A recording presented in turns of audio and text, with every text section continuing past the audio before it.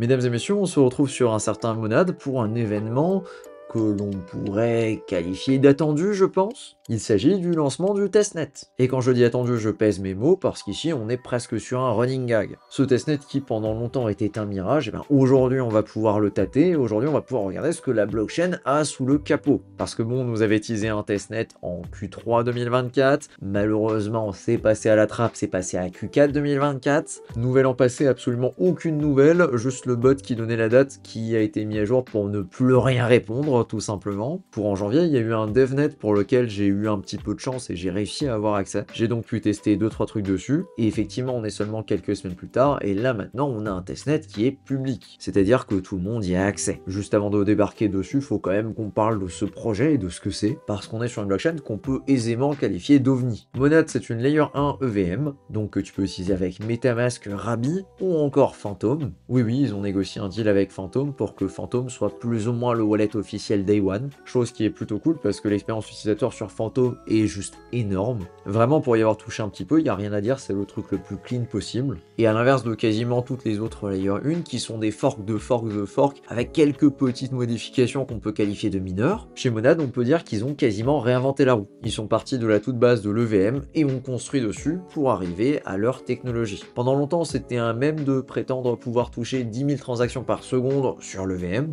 chose qui est largement mis en avant quand on descend un petit peu sur le site. Aujourd'hui en concurrence sur des blockchains qui sont vraiment là pour traiter de la transaction à balle, on va avoir du Eclipse qui, il me semble, commence à passer les plusieurs milliers de transactions et je crois qu'ils sont à environ 3100 transactions secondes. En moyenne et notamment boosté par le fait qu'on soit pas sur de l'EVM mais plutôt sur du SVM. Et en autre concurrence, ici toujours sur une Layer 2, on va avoir Mega Ethereum mais pour lequel c'est le même cas que Monad, on n'a pas encore de testnet. Mais eux font pas les choses à moitié, eux prétendent pouvoir taper les 100 000 transactions secondes. Le prochain projet, il va aller taper le million. Blague à part, les personnes qui sont le plus dans la tech vont te dire que transactions par seconde ça veut juste rien dire, et qu'une unité un petit peu plus pertinente ce serait la quantité de gaz dépensée à la seconde, parce que toutes les transactions ne se valent pas et qu'un clic sur TurboTap, c'est pas l'équivalent de poser un LP par exemple. Je laisse ceux qui ont envie de débattre sur cette sémantique dans les commentaires, éclatez-vous les gars. De mon côté, j'ai juste envie de tester la blockchain et de voir ce qu'elle a sous le capot, et c'est donc ce qu'on va faire tout de suite. Juste avant d'enchaîner avec le testnet de Monad,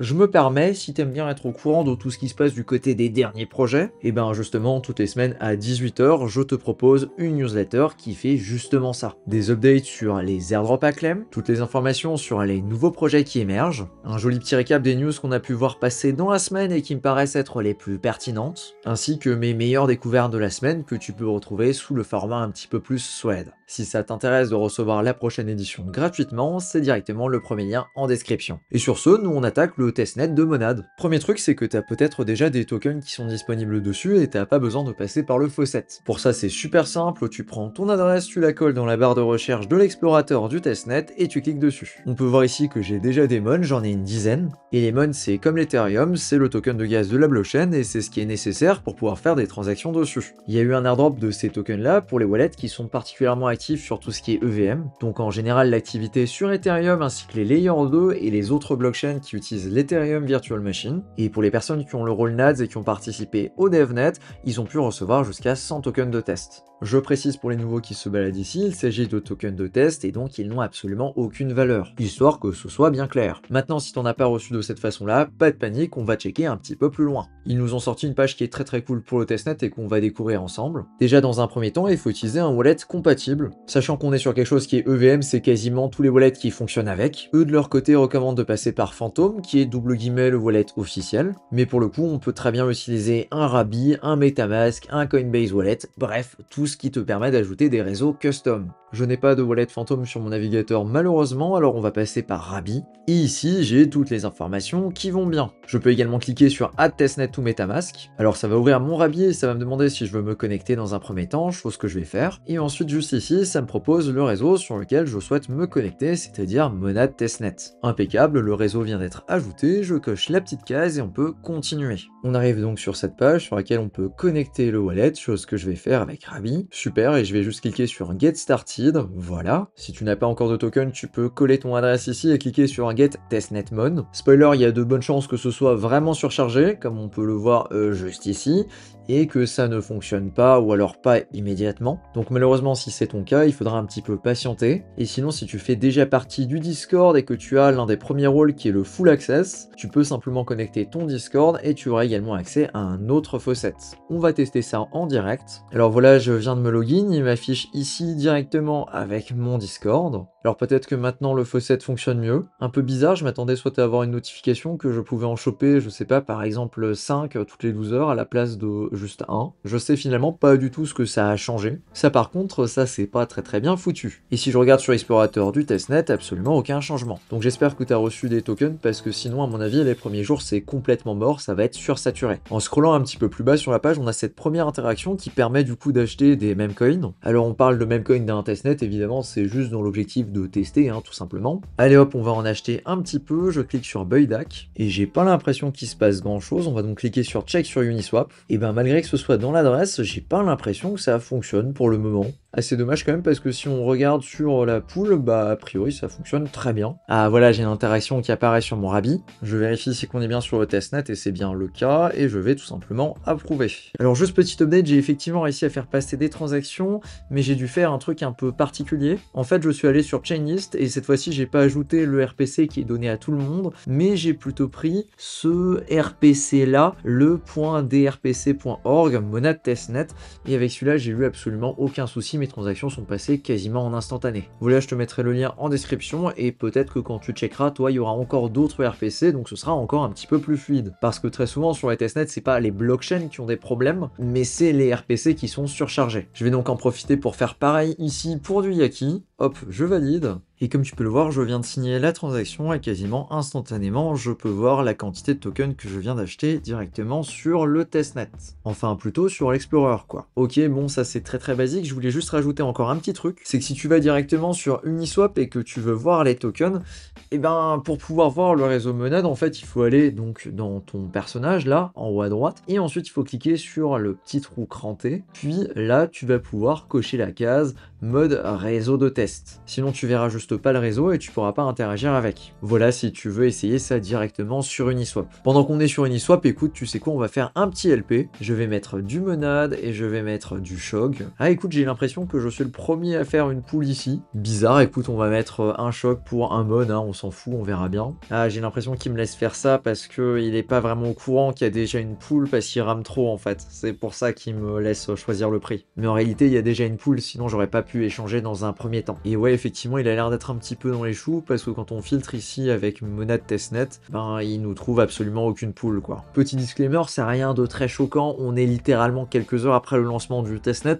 et c'est totalement normal en fait, t'as absolument aucun testnet qui arrive à tenir ce genre de truc. Et je rappelle juste ici que c'est pas un problème au niveau de la blockchain, mais c'est bien un problème au niveau des RPC. Du coup, les serveurs qui vont transmettre tes transactions à la blockchain. Alors écoute, on va se balader un petit peu plus bas et on va regarder ce qu'on nous propose. On nous propose de jouer à Fantasy Top, ça c'était sur Blast si je dis pas de bêtises. Et ben écoute, on va s'enregistrer et on va claim nos cartes. Alors ici, a priori, ça fonctionne avec Privy, avec un compte Google, ok, c'est testé. Et a priori, je peux claim un truc, ok, très bien. Alors c'est un peu bizarre parce que j'ai l'impression qu'on m'a donné des tokens pour pouvoir participer, mais pas vraiment. Et juste ici, il y a une roue à faire tourner, bah admettons, Et c'est tout, en fait, je peux rien faire d'autre. Parce que là, pour participer, bah il me dit, d'accord, faut que j'achète des fragments, très bien. Sauf que pour acheter des fragments, j'ai l'impression qu'il me faut 160 Fantasy Mon, donc le truc qui est juste ici. Ok, très bien, mais comment j'en obtiens et pourquoi j'ai pas de carte au départ? Parce que j'avais déjà joué à Fantasy et de mémoire c'était vachement plus intuitif. Alors ouais, je suis un petit peu bloqué, je comprends pas trop ce que je suis censé faire. Dommage, j'aurais bien aimé tester, parce qu'a priori il y a des gens qui ont déjà des cartes, mais j'ai l'impression qu'il n'y a pas tant de gens que ça qui ont déjà des cartes. Tu me diras si tu comprends un truc, mais j'ai l'impression que je suis complètement bloqué là. Ok, en dessous on a l'équivalent d'un menu déroulant qui nous permet donc de bouger à droite à gauche et de voir plein d'applications qui sont dessus. Ok, et du coup en se baladant à droite à gauche, ici on peut voir plein d'applications qui sont sur Monade Testnet. Et ben on va tester la version de Magic Eden. Impeccable, je suis sur Magic Eden, et juste petite parenthèse, si tu es déjà connecté connecté avec un autre wallet, notamment le wallet de chez Abstract, et bien assure-toi de te déconnecter et de te reconnecter pour être sûr que tu y es avec le bon wallet. Voilà juste petit truc histoire d'éviter que tu perdes 5-10 minutes à chercher qu'est-ce qui marche pas. On a donc un premier mint ici qui est en train de charger. Alors a priori il y a une whitelist et il n'est pas mintable pour le moment, mais il devrait l'être à partir de la publique qui est demain. Si on clique ici, ça c'est un NFT qu'on va pouvoir minter. Allez hop, je clique sur mint. Comment ça, error connecting to network? Ah bah let's go, ça commence bien. Pourtant, il y a bien des gens qui ont l'air d'avoir interagi avec, il n'y a pas trop débat là-dessus, bizarre. Et ici, comme tu peux le voir, je suis bien sur le bon réseau. Alors je vais tester finalement de créer une collection. Je sélectionne ici bien Monad Testnet. Ok, deploy the smart contract, très bien. Si on va sur Explorer, ça me le met effectivement juste ici. Et il y a encore une deuxième transaction à valider. Et parfait, a priori la collection est là et je vais cliquer sur View Collection. Et ben écoute, on va tester tout de suite, mais a priori j'ai fait une bêtise et j'ai lancé dans un jour et pas tout de suite en immédiat. Alors je sais pas si je peux encore la modifier. Écoute, tu sais quoi, je vais en recréer une. Et je vais juste changer le temps de lancement pour que ça lance immédiatement. Et bah malheureusement ça veut plus déployer le moindre contrat. Let's go! C'est typiquement le genre de truc qu'il faudra retester un petit peu plus tard quand tu auras moins de monde sur le réseau quoi. Allez hop, on va tester un autre truc. On va tester nat.fun, c'est un pump fun, il n'y a pas trop de suspense, c'est directement dans le nom. Et écoute, on va acheter du token qui est le plus près de la bonding curve. Et bah écoute, c'est très bizarre parce qu'il me laisse rien acheter. Et en plus, regarde la charte, elle vient de me faire un truc trop bizarre, elle vient de se téléporter. Alors sinon, on peut tester de créer un token. On va essayer de faire ça. Je crée mon token. Et attention, la transaction vient de passer. Enfin, je crois. Et malheureusement, j'arrive pas trop à savoir si c'est passé ou pas. J'arrive pas à voir les derniers tokens qui ont été créés. Et l'explorateur a l'air d'être un petit peu dans les choux parce qu'il m'affiche pas mes dernières transactions. Le truc qui me fait dire que la transaction est passée, c'est qu'ici il m'affiche 8,98 mon, comme si j'avais effectivement dépensé, mais j'arrive pas à avoir la certitude que ma transaction est passée quoi. Alors qu'est-ce qu'on a d'autre qu'on peut essayer? Ici on a du Kourou, et j'ai l'impression qu'on est un petit peu sur l'équivalent. Ici par contre j'ai un problème, j'arrive pas à connecter mon wallet.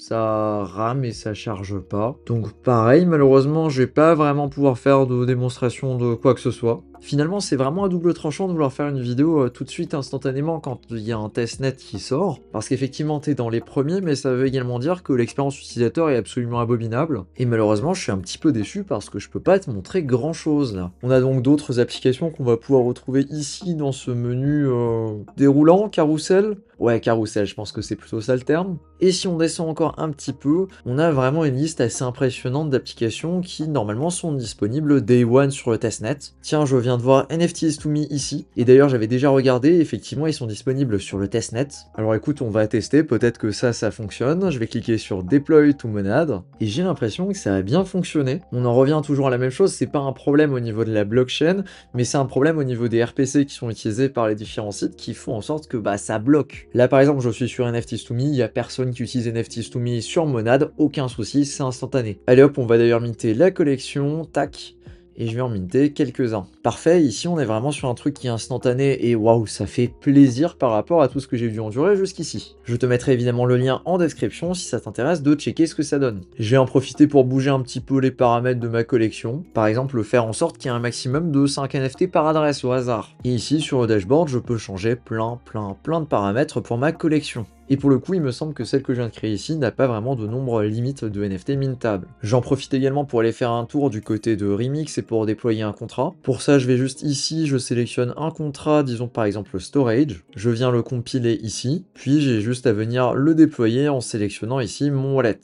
Alors ici on ne reconnaît pas le réseau, je vais donc le sélectionner à la main. Pour ça je vais donc dans Custom Network, je sélectionne ici Monad Testnet. Et comme tu vois il m'affiche Custom 10153 qui est l'ID de Monad Testnet.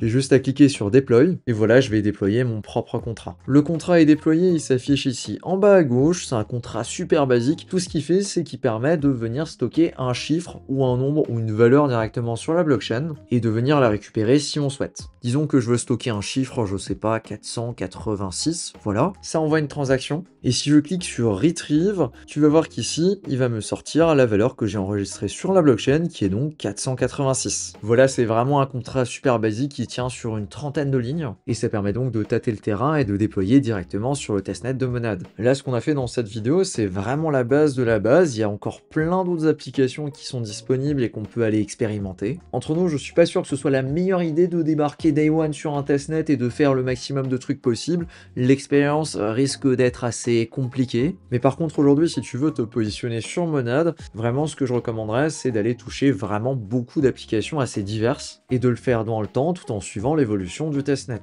Des informations que j'ai aujourd'hui, il n'y a pas de campagne, mais ça veut pas dire qu'il n'y en aura pas dans le futur. Donc c'est totalement possible qu'on voit fleurir des choses dans cette direction. Et si on descend encore un petit peu, on voit également toute une partie avec la communauté. Et là, ils ont fait un dessin qui est vraiment très cool et qui représente 1000 personnes de la communauté. Juste avant de boucler la vidéo, je voulais également mentionner qu'il ne s'agit que d'une partie de ce que représente Monad, et qu'il y a bien plus sous le capot, notamment avec toute la partie sociale. Il y a également un Discord dédié avec plein de sujets, plein de langues, etc., etc.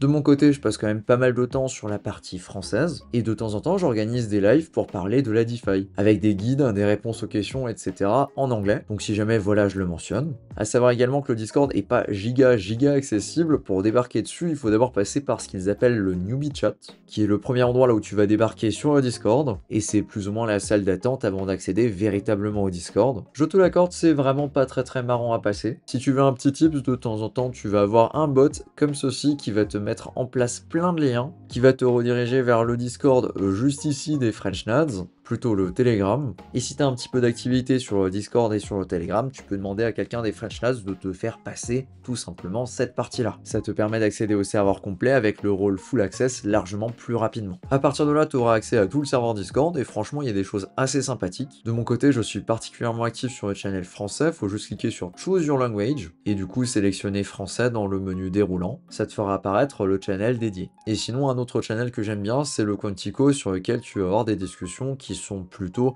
autour de la DeFi, etc. Vraiment très bon channel pour avoir des alphas à droite, à gauche, je recommande. En fonction de ton activité sur le Discord, et si tu arrives à te faire un nom dans la communauté, c'est possible que tu chopes différents rôles qui vont montrer du coup ton engagement envers la communauté. Tu as notamment le Nats pour de l'activité un petit peu générale, le Quant qui est distribué aux personnes qui sont particulièrement actives sur Quantico et donc qui sont beaucoup sur tout ce qui est DeFi. Ensuite, c'est le Running God qui est une version un petit peu au-dessus du Nats pour les personnes qui ont vraiment fait énormément pour la communauté, puis le OG pour ceux qui ont vraiment un historique de fou. Et après, il y a encore quelques rôles au-dessus, mais bon, on va dire qu'ils sont quasiment inaccessibles, quoi. Si cette partie-là de Monad peut t'intéresser, je te mets tous les liens en description, histoire que tu puisses tomber dessus super facilement. Et sur ce, ben, je pense que j'ai fait une bonne update et on aura l'occasion de revenir dessus par la suite. Merci à toi de ton attention, on se dit à bientôt pour une prochaine vidéo. Ciao!